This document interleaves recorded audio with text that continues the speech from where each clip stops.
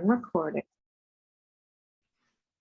Hello, everyone, and welcome to the first session in Track 1, where we will hear from Amy Hofer, Coordination of Statewide Open Education Library Services, and Jen Klaudinyi of Portland Community College on the topic of equity and open education, a cohort model for faculty and teaching and learning support. My name is Gabrielle Hayden, and I'll be the conference committee member moderating this session. Before I hand things over to our presenters, I just want to quickly point out that we'll answer questions at the end of the session, but you can submit your questions at any time by clicking the Q&A button at the bottom bar of your Zoom screen. And if you don't see that bar, you should be able to make it appear by hovering your cursor at the bottom of the Zoom screen. And there's also a chat button there that you can use for comments or discussion, or if you're having some tech issues, but please use the Q&A button for actually answering questions. And I guess, oh, wonderful. That's great. And is it all right to leave the chat open? I think we actually made that. Okay, perfect. Okay, so with that, I will pass things on to Jen and Amy.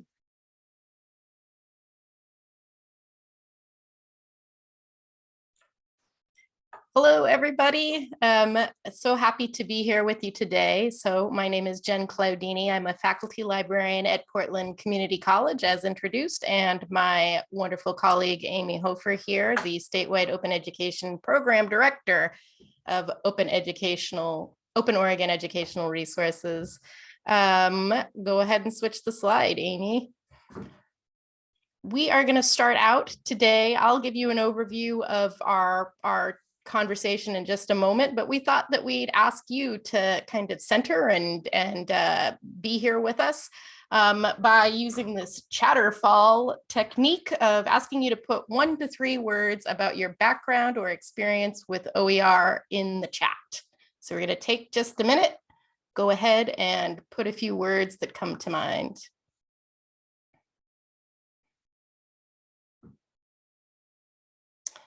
I see 1, growing, OpenStax, nascent, watching from afar, growing, changing, frustrating, always learning, starting out, curious, overwhelming, working with faculty to transition, collaborating, static web, online learning librarian, keeping at it, I hear ya, growing, curiosity.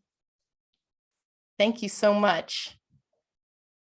So it's great to hear about your experiences. As I already mentioned, I am a librarian myself and have now been at 2 institutions, sort of starting an OER initiative. And so I can relate to many of the words that you've written here, the excitement, curiosity, blended with some frustrations and feelings of overwhelmness. Thanks, Amy. Can you switch? So we hope to give you a little bit of an idea of something that you might be able to use in your own work and institutions. Today, we're gonna talk about the open education, equity and open education cohort model. And I'm going to talk about open educational resources. Actually, our keynote, Angelique, set us up so well for this conversation because it really relates to a lot of what she was talking about. We're going to talk about how open educational resources and practices can help our faculty and institutions make course materials more culturally responsive, more student-centered, and more universally designed. That's what the cohort model, the goal of the cohort model. We're going to tell you the story about the initial professional development initiative, which was designed at PCC and targeted an audience of faculty, instructional faculty. And then we're going to tell you a little bit about the newly developed version that targets folks like us, librarians who work in teaching and learning support. So librarians, instructional designers, folks who work in disability services, and maybe some deans and administrators, we hope as well.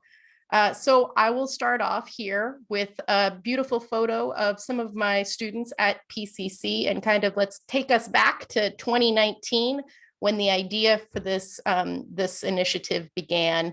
At PCC, we were maybe about 4 or 5 years into an OER initiative. So an initiative to help instructors use flexibly copyrighted materials and openly licensed textbooks.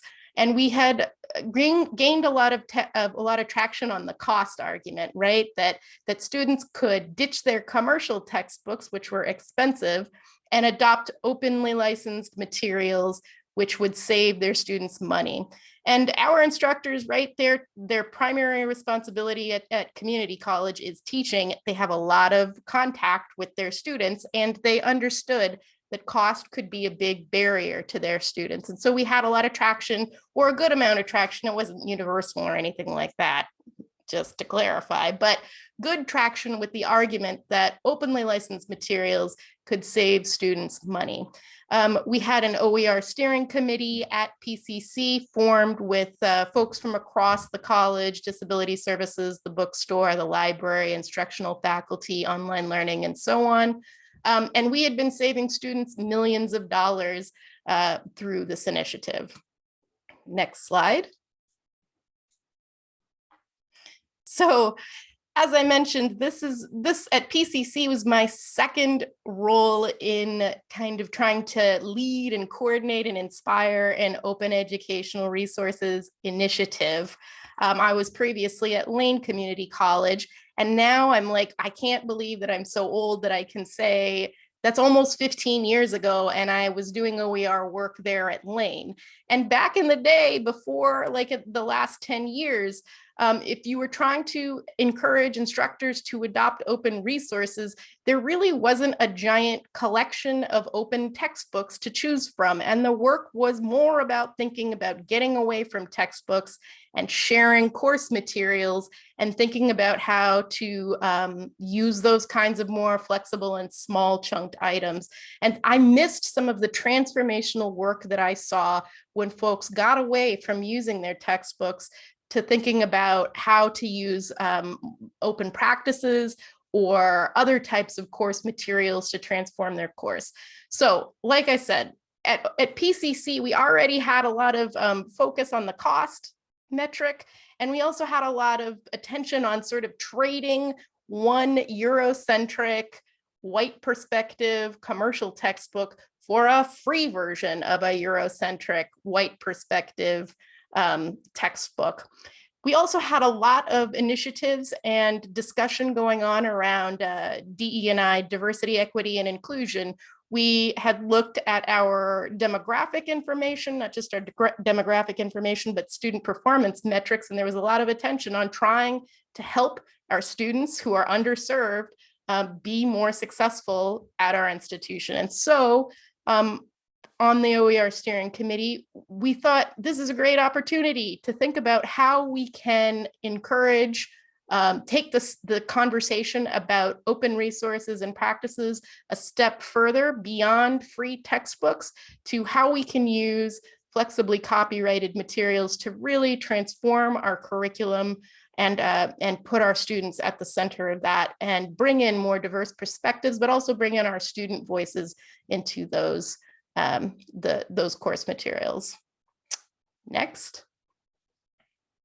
So that leads us to the Equity and Open Education faculty cohort. On the steering committee, we made a pitch for limited internal funding from PCC, and we came up with the curriculum, the professional development experience that I'm going to describe. And this I mentioned was in 2019. And so you'll hear more about how it started at PCC. It is now offered at the state level by Open Oregon Educational Resources.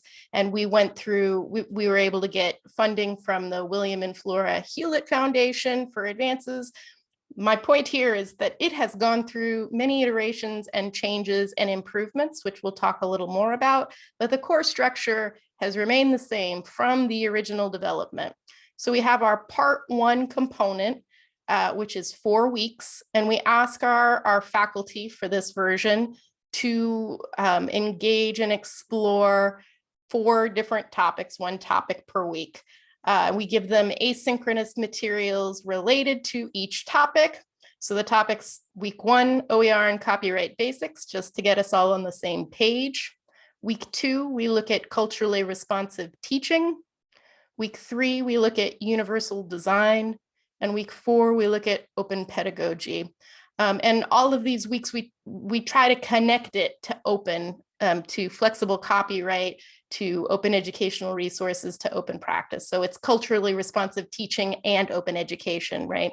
So we give folks, through a Canvas shell, asynchronous materials to respond and read and reflect on. And then at the core of this experience, we take all of the participants and we break them into small groups of between 4 and 6 folks. And we hold synchronous virtual conversations, and we ask each mini group to respond to a discussion post that we've designed.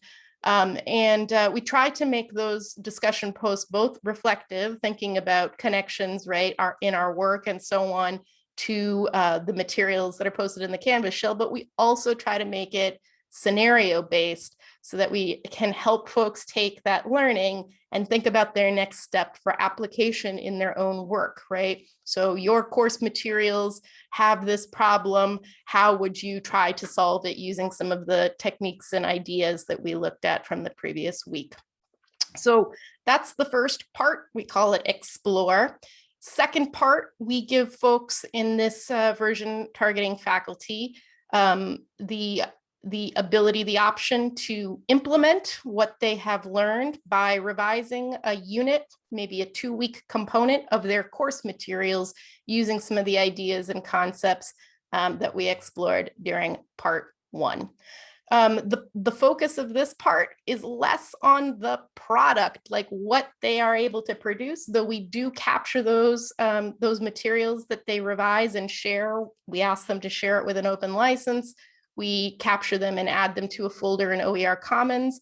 But I think unlike some of the other OER initiatives, this whole scheme is more focused on the transformation of the teacher, community and culture building, to talk about these open practices, and maybe a little less focused on what they actually produce as a shareable item, or even like cost savings. Maybe Amy can talk about that a little more in her own section.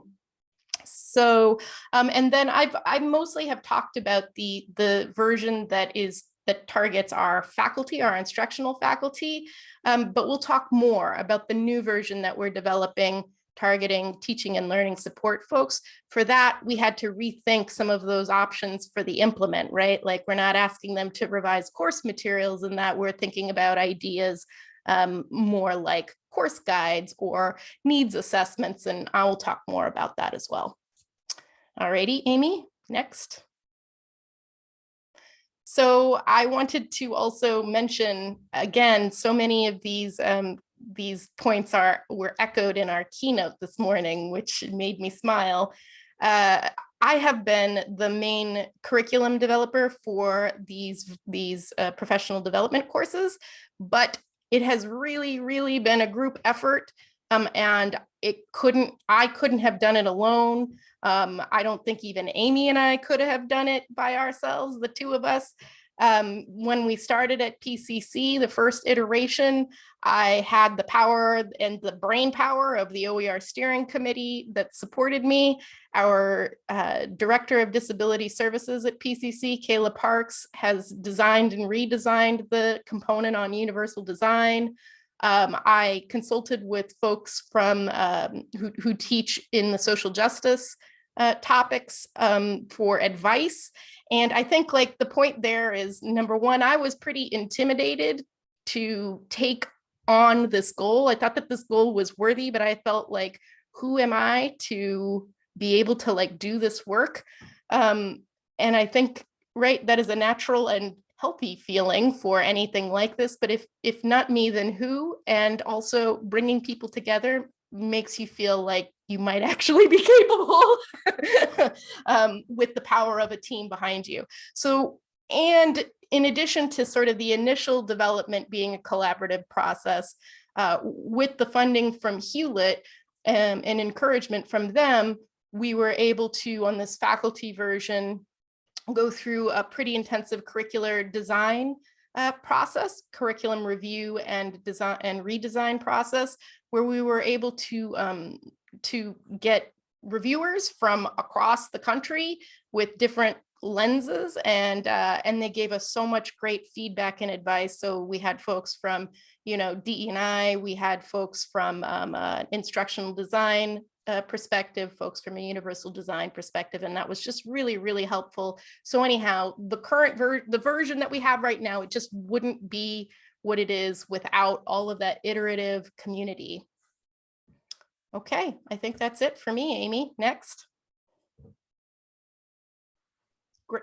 Thanks, Jen. Yeah, so what we want to do is just have a minute to be quiet together, take out a blank document or a piece of paper, and we had that really awesome keynote. There were a couple of things that especially resonated for me that Angelique said that really relate to the things that Jen and I have been thinking about, like when she said EDI is not a static conversation. It's a missed opportunity if you're not centering equity in your OER initiative.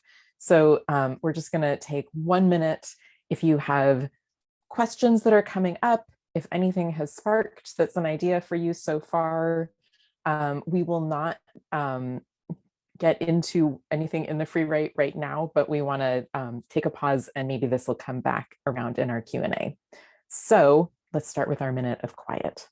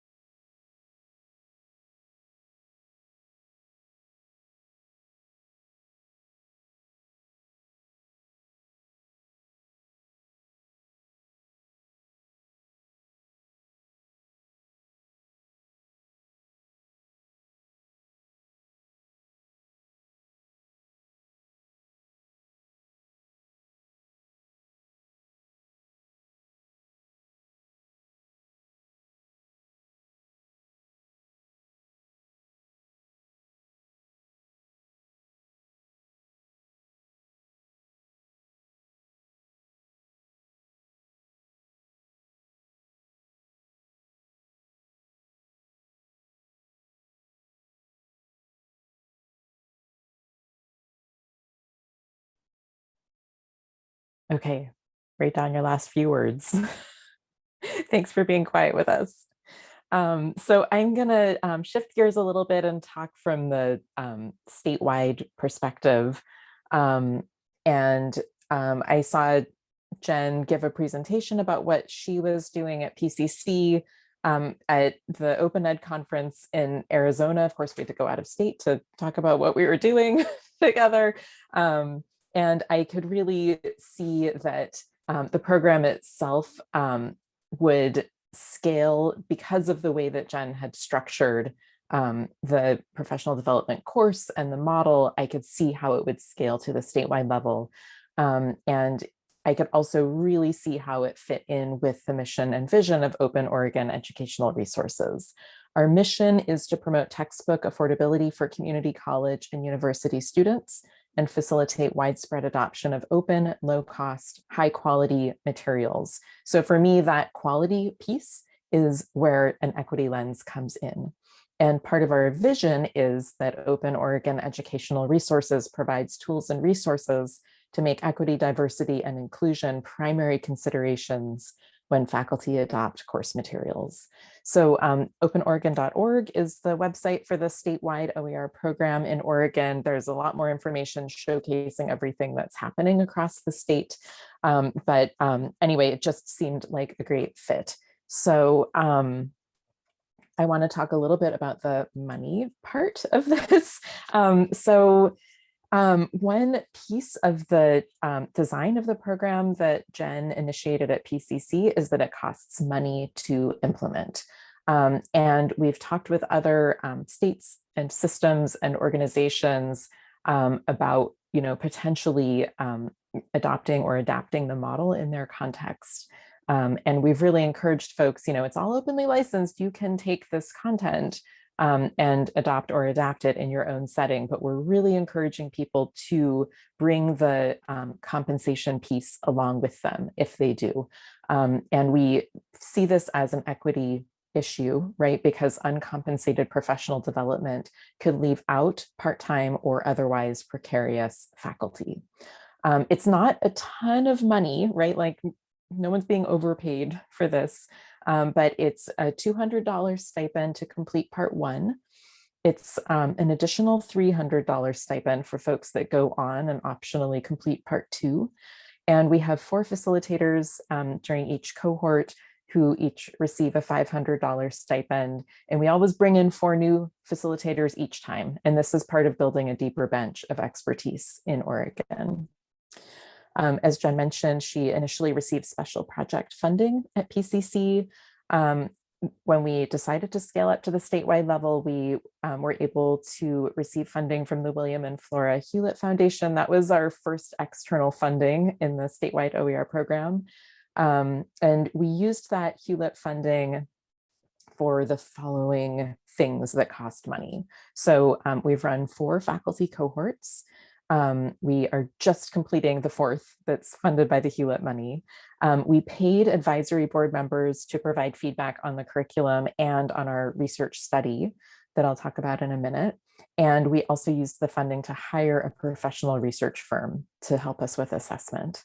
And our most recent funding update a year ago is that we used Governor's Emergency Education Relief Funding, which was COVID money from the federal government, and that is paying for faculty cohorts to get us through to the end of the biennium, since Oregon lives and dies by a 2-year budget cycle, and that'll take us through the next year.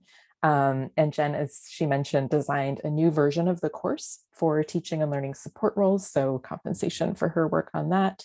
Again, paying peer reviewers on a review of the new course curriculum and launching that teaching and learning support course. And just a little bit more about the Hewlett funding, what we've spent so far. We've spent about $75,000 paying participants who had, in the first 3 cohorts, as I mentioned, we're not quite ready to report out on cohort 4, but it's been 139 faculty completing part 1, 51 faculty additionally completing part 2, 12 facilitators over those 3 cohorts. So that's just a little bit more about where the money has gone. I want to share a couple of faculty takeaways, and the link on this slide is to a blog post that has more faculty takeaways. So Alexi McKee at Portland Community College said, "The value in using OER goes beyond cost savings. When I began this cohort, the cost savings was the only thing on my mind. I saw this alone as an effort towards equity for students. Now I understand there are many ways that using Creative Commons materials can help me work towards equity in the classroom." Corinne Gold at Portland State University said, "I loved this opportunity. Each week helped me examine how traditional academic norms support a narrow capitalist patriarchal concept of intellectual thought, advancement, and success. OER and copyright basics, culturally responsive teaching, universal design, open pedagogy, all feel like tools I can call on to dismantle the archaic academic norms for myself and the students I work with, maybe even my instructional peers." So yay. We love seeing those kinds of responses. I want to talk a little bit about our approach to assessment of the model. There are a lot of equity trainings out there with mixed or unclear outcomes. And so Jen and I wanted to get help from a professional researcher to design and conduct research. We want to know what's working, what can be improved. We want to feel confident when we are offering the model to other folks to adopt or adapt, that what we're offering is really effective. And as Jen mentioned, Open Oregon is pretty good at measuring outputs like student dollars saved and things that you can count. But when it comes to this kind of outcome, and especially educational research, there's so many confounding factors with everything that you could possibly look at. We really wanted that professional support. So we have contracted with RMC Research. They're a national firm with an office in Portland, although actually, since it's been the pandemic, everything was remote. So it's not like we ever got together in person anyway. But we're doing assessment that we'll be able to report out on within the next few months.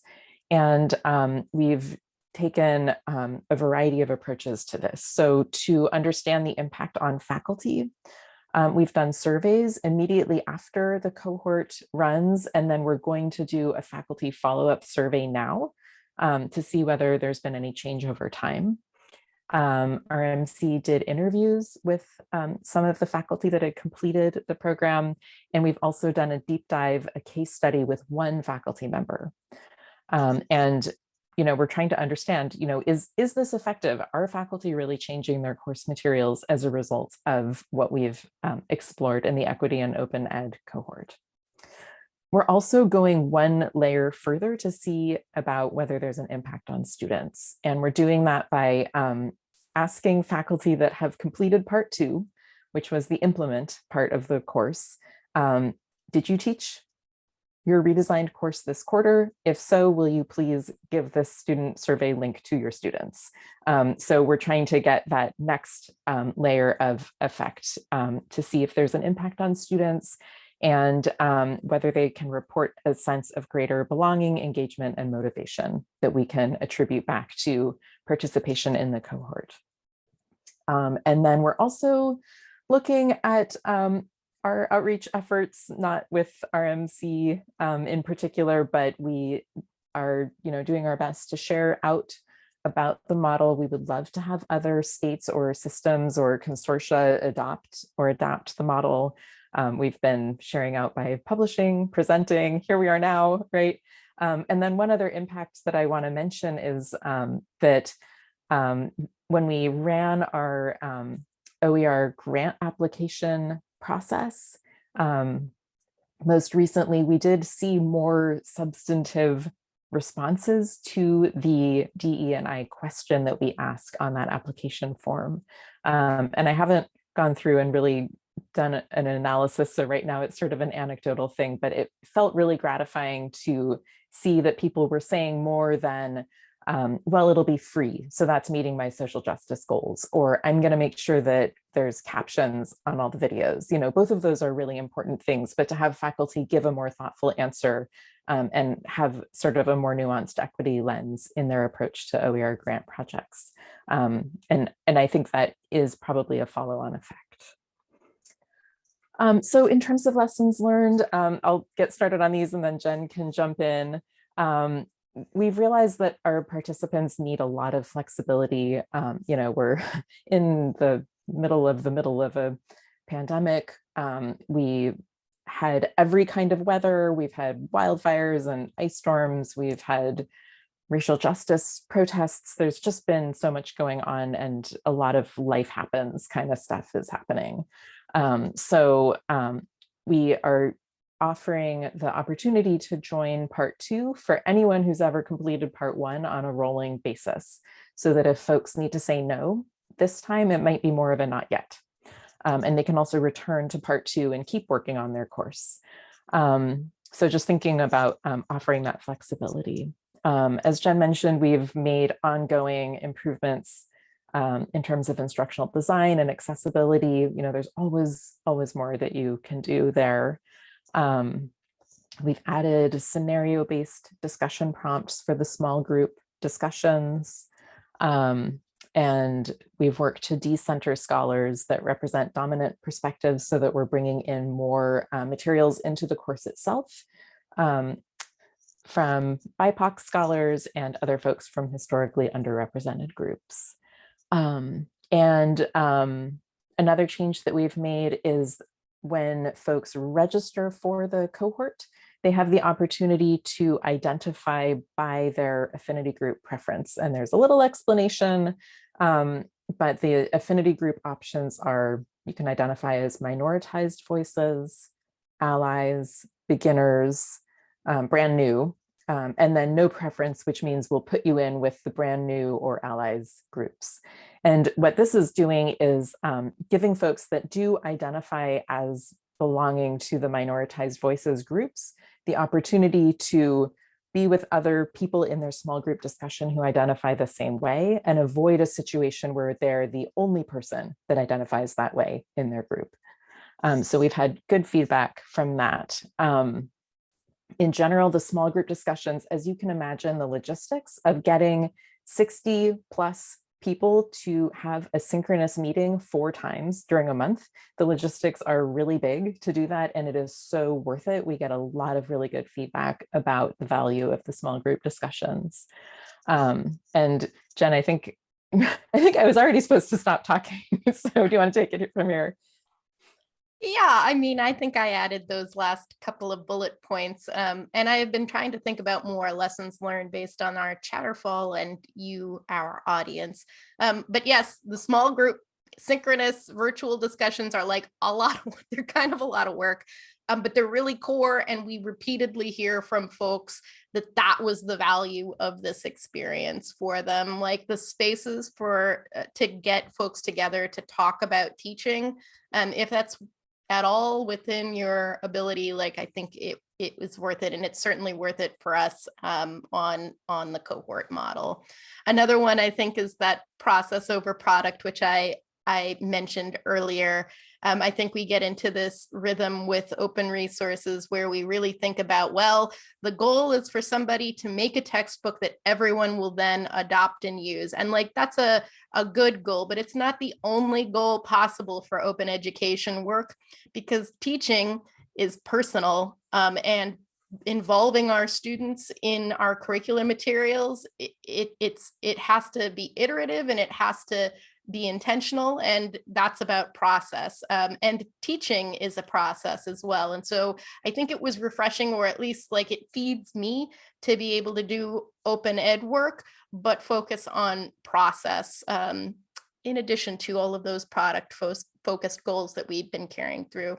So I was thinking a little bit more about some lessons learned. I think, right, like our perspective, my perspective and Amy's perspective, we're a few years in, right? And we've done it now from the state level. And we're thinking about like next steps. So a lot of our lessons learned are from that perspective. But I was trying to put myself back in when we were just getting it going at PCC, because perhaps many of you are in that kind of scenario.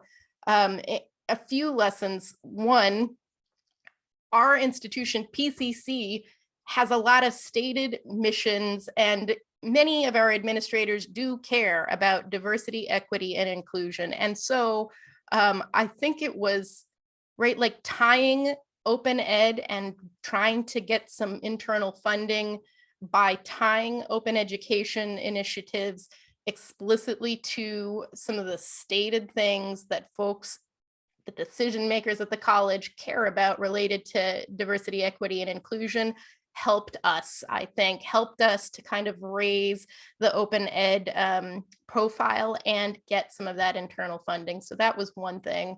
And the second thing, I guess I'll say, after all of these years of working on open education, is that, man, I have for so many years felt like a lot of this stuff seems really obvious to me, and it's hard to be patient to watch our faculty and our institutions only take small steps or only see these things in a slow way. So I think another lesson learned would be patience and persistence, which many of you mentioned in the Chatterfall, that this work, like, it really can pay off, even if it doesn't pay off tomorrow. And that is a difficult lesson for me because I get impatient about injustice, and I get impatient about things that don't make sense. But now about maybe it's 8 years into working at PCC, we're really seeing a lot of great stuff happen because of some of the steps we've taken along the way. And so that is rewarding. Okay, next slide. All right, on to the teaching and learning support model. We've mentioned it a few times. We'd had a lot of interest in our state version from librarians and instructional designers, disability support folks in enrolling in those experiences. And I think we didn't ever say like, no, you cannot enroll, but we almost always have more applicants for the faculty version than we have spaces. Not almost always, like always we have more applicants than we're able to bring in. We bring in about 60, is that right, Amy? Participants for the faculty version. So anyway, we had a lot of interest from these folks who work in teaching and learning support roles. And we were thinking like, well, maybe it makes sense to redesign the kind of core of this experience for that audience. So I'm finishing it up right now. Man, I have a deadline after spring break and it's coming up, so it's going to be done soon.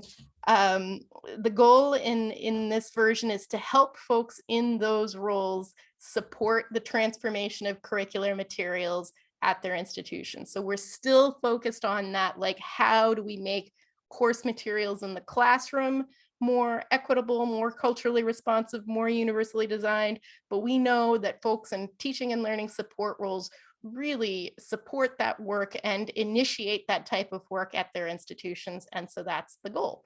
I've just gone through the review process with curriculum reviewers who gave us lots of feedback, which will make it even better.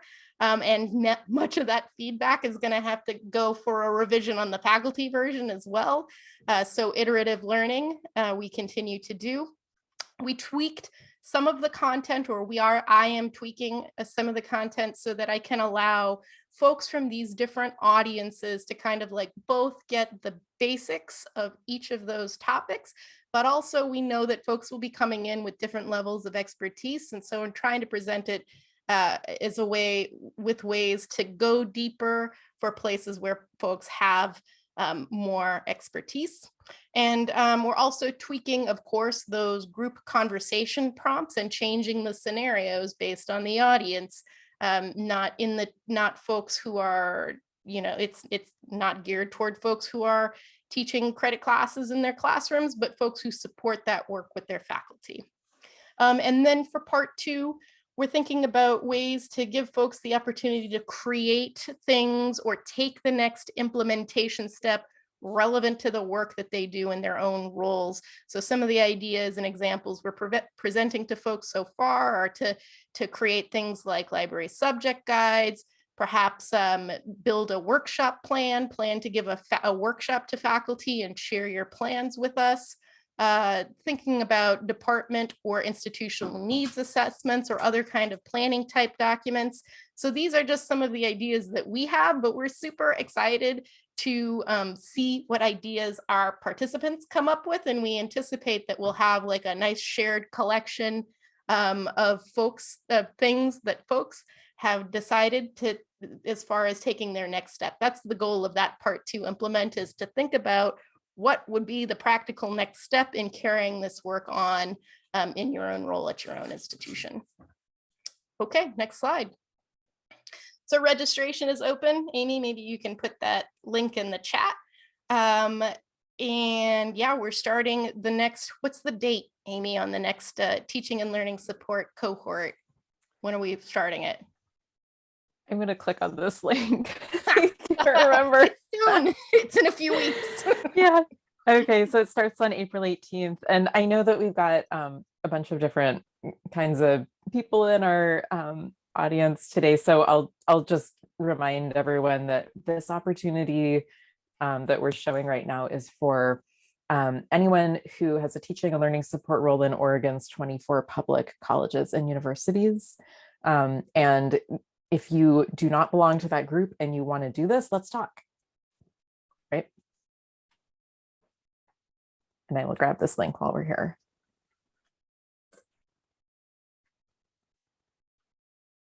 Okay, and next slide. Yeah, so here we also have this is the openly licensed version of the faculty facing Canvas shell. And we just try to keep it updated as we can. So what you have now will be different if you look in the future. Not totally different, but a little different. The idea here is that we've created this Canvas shell and this model. It's openly licensed, Creative Commons licensed, and our intent is really to share. So, I mean, one idea is if you have opportunities to sort of implement or design something at your own institution that is similar, you're welcome to take our materials, to break them, to adapt them, to take pieces of it.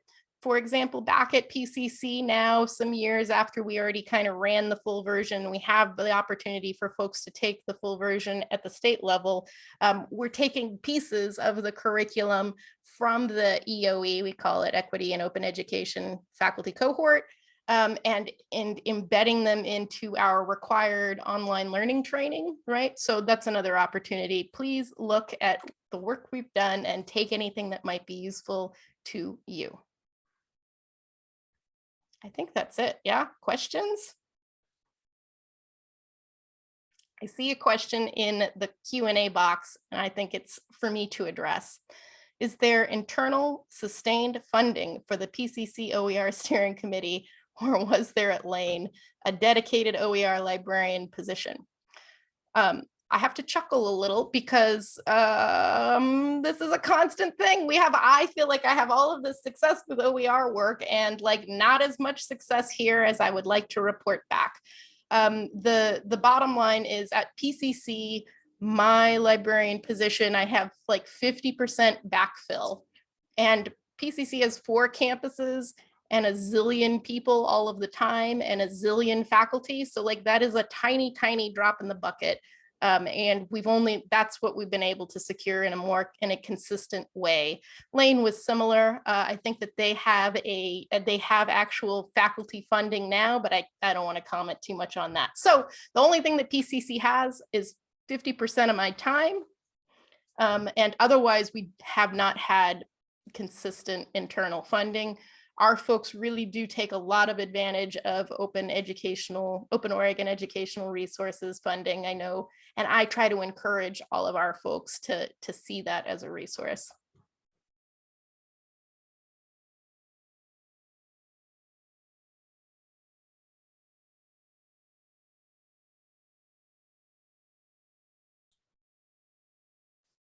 What other questions can we answer for you?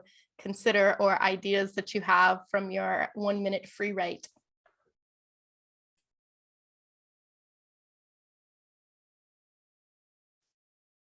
I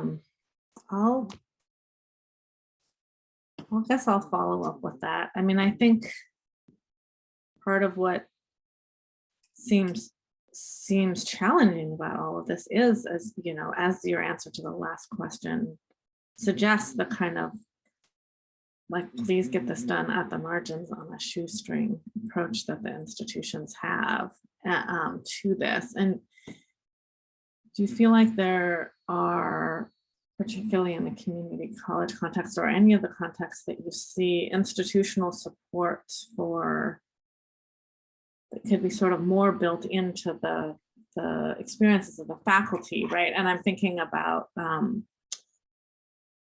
keynote discussion of, the challenges with having your work on OER resources count towards tenure. I'm thinking of a good friend at UO who, in the end adopted an OER textbook at the last minute because she was so tired of the biases in the regular textbook that she, but then she was like, why am I giving up every Sunday to, I mean, it's a wonderful thing that will then be available to others, but I don't know. Yeah, just your thoughts on this perennial problem. Yeah, it is a perennial problem. I agree. And I appreciate the question. I mean, one thing that Jen said that bears repeating is to really look for the places where the work that you have in mind fits in with existing institutional statements, existing programs, initiative, funding sources, whatever it may be, right? The example that Jen just shared of, we're going to bring components of the equity and open ed course into the faculty online training. That's a place where they are already anyway, right?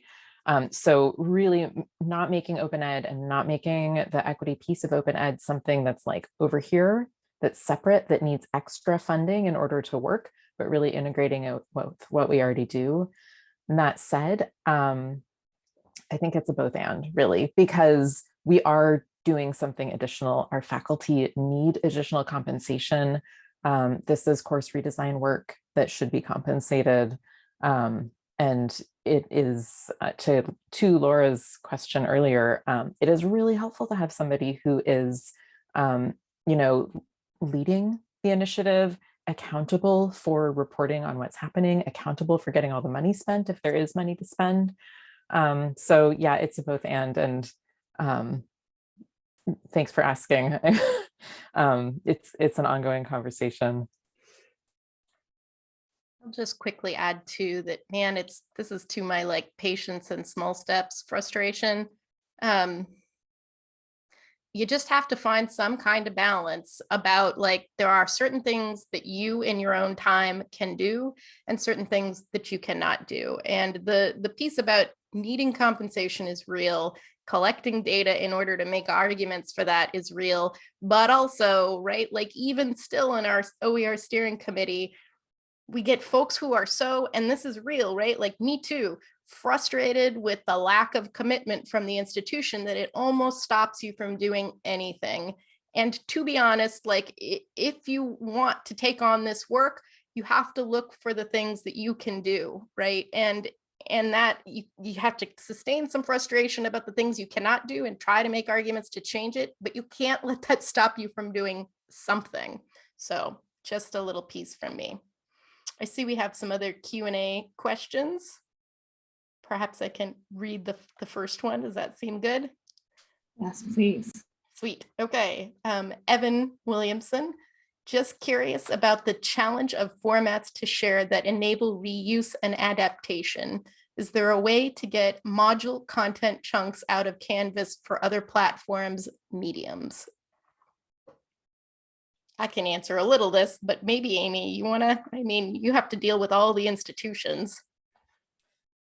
Yeah, and in Oregon, at our 24 institutions, we've got 5 different learning management systems going because Oregon. So one of the things that we are using our GEAR funding for, in addition to supporting the equity and open ed work, is we hired an open education instructional designer, Veronica Vold, and she's helping us get a better handle on these kinds of questions because, when it comes to a textbook that is text mostly, I think we've got like pretty awesome platforms, right, that are, maybe not fully mature, but getting there and make sharing and adapting really easy.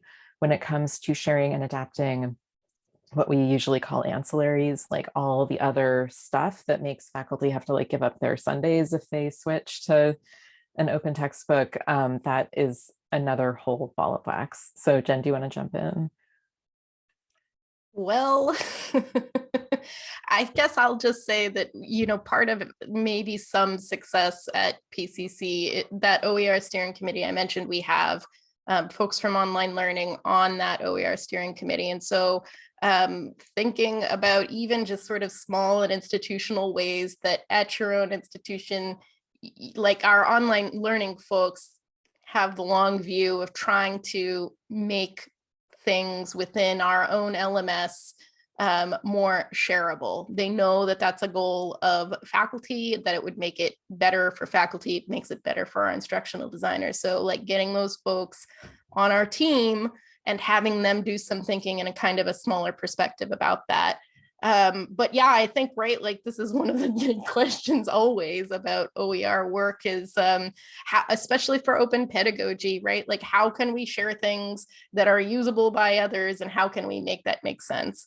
To answer the question about chunks of Canvas, yes, I believe the answer is yes. We use the free version of Canvas for this particular, for the EOE, but at PCC we use D2L. So like, to be honest, right, like this is, I don't know, some of the things about working at community colleges that we are always underfunded and we never have the resources we need. So for anything. And so part of it is that we just have to like figure out what we can do. And I enjoy that type of, work and that type of scrappiness and mindset. I think it's necessary in order to make some of these transformations in education. So I don't know, that's what I have to say about that. I'm going to read out Laura Gleason's question. How do you market yourself as a librarian to university faculty as an OER advocate, partner, or expert? I'm looking for soft sell ideas that might be discussed in a one-to-one conversation with a faculty member. I think that's another question for you, Jen. I guess, except for that I don't really have the experience doing OER work at the university level. Maybe you can kind of add in. For me at community college library, we're faculty and there's less hierarchy and our folks are focused on teaching. So I would say, number one, start working with people who are interested, right? Don't spend all your time on folks who are not interested. This was a lesson I heard from Quill West, another librarian years ago, like, focus your time on the people who are willing to hear from you rather than arguing against the resistors. The resistors can come later and they'll hear from each other. So that's one thing. Look for advocates first. And then the argument or the piece, the presentation that has been effective is we just focus on students, right? Like it's not about me and it's not really about you. It's a little bit about you. But if we can have the conversation about students, the benefits to students, the ways to bring student voices in, if you have a willing ear or somebody who's open to hearing from it, we can agree on the types of things that are beneficial to students. So that's another piece. Soft sell ideas, right? Like this is like our writing instructors hammer into the writing students audience and purpose, right? Who's your audience and what's your purpose? So for my sociology instructors, I make all kinds of anti-capitalist, like screw the man, the textbooks are trying to invade our like power in the institution. And that argument works great in sociology, not so great in business, where I don't make that same type of argument. So consider what you know about these faculty and what they care about. This is like making your language echo the institution's priorities. Use the language that speaks to them. I don't know, Amy, you have other thoughts or advice?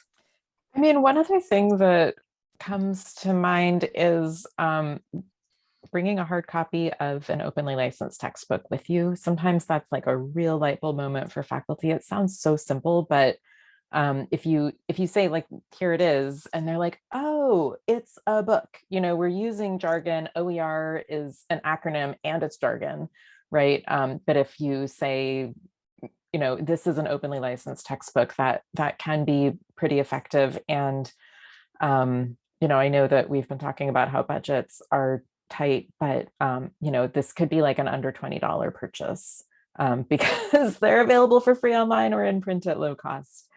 So that might be another way to just kind of get that line of communication open.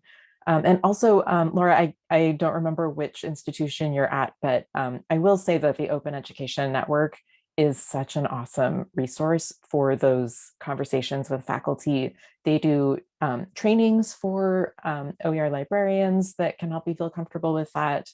The review workshop model that they offer, I have found to be incredibly effective at getting faculty to really take a look and use their subject matter expertise to evaluate openly licensed course materials and realize like, oh, okay, this is, you know, good enough. Like it's as good enough as the commercial textbook that costs a lot more, or it's like 70% of the way there and I have permission to change what doesn't work for me, or, you know, so I would also maybe, if it's available to you, point you in that direction.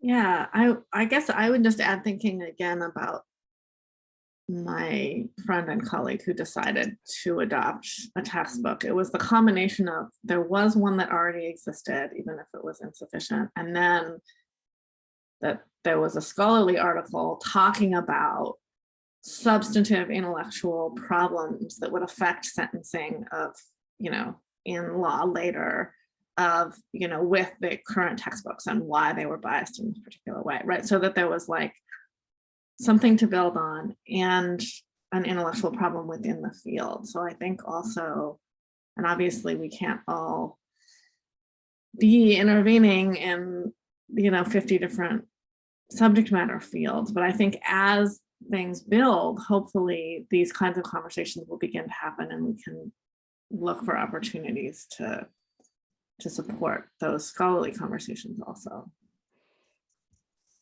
That's a great point, and it sounds like actually that might have been a criminal justice faculty member, and I should find out who that was, because we got a federal grant that we're using to redesign a pathway of criminal justice courses with an equity lens. And as you can imagine, there is a lot going on with that decision right there. It's for me, it's a little bit more out of the ordinary to have something that's like in the newspaper every day. Now it's related to my work, and I'm not a subject matter expert. I'm also a librarian.